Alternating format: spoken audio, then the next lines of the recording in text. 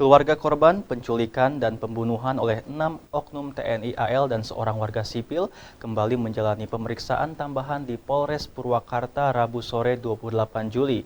Seorang keluarga korban sempat menangis histeris karena teringat korban yang tewas secara mengenaskan dianiaya para oknum tentara.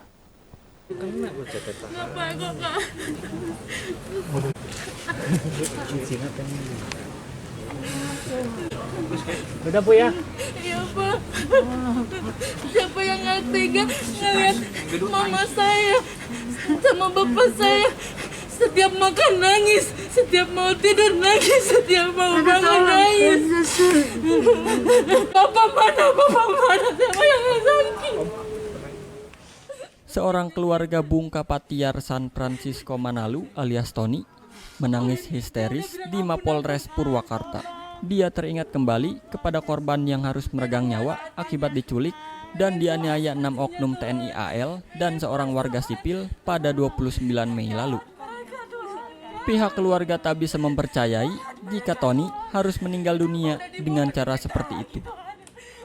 Pihak keluarga menyayangkan karena korban dituding sebagai pencuri atau pelaku penggelapan mobil. Padahal menurut mereka korban tak melakukannya. Korban punya penghasilan dari tempat usahanya pencucian mobil. Istri Tony, Rina Regina Sihombing, mengaku merasa kehilangan dengan kepergian suaminya tersebut. Apalagi kedua anaknya yang masih kecil selalu menanyakan keberadaan sang ayah. Rina tak bisa menerima kepergian suaminya dengan cara dianiaya oleh 6 oknum tentara. Terlebih lagi, suaminya dituding sebagai pencuri mobil. Untuk itu, Rina meminta pemerintah dan penegak hukum bisa memenuhi rasa keadilan keluarga dalam perkara pembunuhan suaminya. Saya kehilangan khususnya kedua anak saya. Anak saya selalu menanyakan kemana bapak, tapi saya selalu jawab ada bapak lagi kerja. Nah, tiap hari itu anak saya selalu nanya, bapak mana mah, bapak kerja. Kuasa hukum korban menyebutkan jika kedatangan keluarga dan korban selamat atas nama Ade Mustafa ke Polres Purwakarta untuk menjalani pemeriksaan tambahan. Kuasa hukum juga menyayangkan pihak TNI AL yang mengeluarkan pernyataan jika korban sebagai pencuri mobil. Karena hingga kini belum ada proses hukum maupun bukti-bukti yang mengarah ke sana.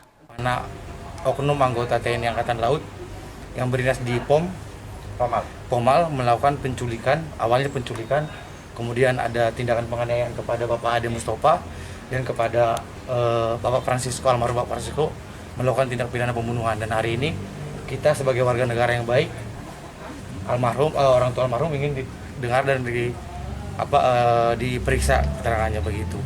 Sementara Ade, korban dugaan penculikan dan pembunuhan 6 oknum TNI AL yang selamat, mengaku dirinya dijemput orang tak dikenal di rumahnya. Kemudian di sebuah tempat disiksa untuk mengetahui telah menggelapkan mobil milik Rasta. Meski tak melakukan, namun agar selamat, Ade akhirnya mengakui. Sampainya di sana, saya gitu kan ditanya, langsung saya dipukuli itu pada saat masih di luar ruangan gitu kan.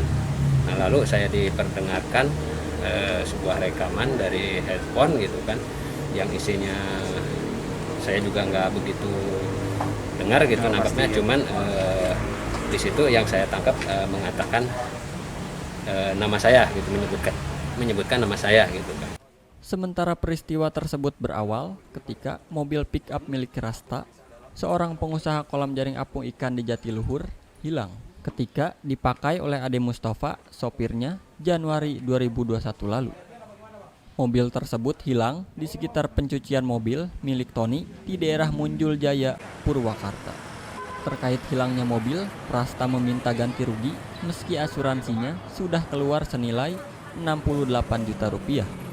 Kemudian pada 29 Mei, Tony dan Ade dibawa sejumlah orang tak dikenal ke Wisma Atlet Dayung, Jatiluhur. Belakangan diketahui jika yang membawa kedua korban oknum anggota Pomael. Akibat dianiaya, Tony meninggal dunia dan Ade selamat setelah memutuskan mengaku mencuri karena tak kuat dengan penyiksaan. Saat ini, 6 oknum tentara sudah menjalani proses hukum di Pom AL. Sementara pelaku warga sipil atas nama Rasta ditangani Polres Purwakarta. Dadi Suryadi, Cipta TV.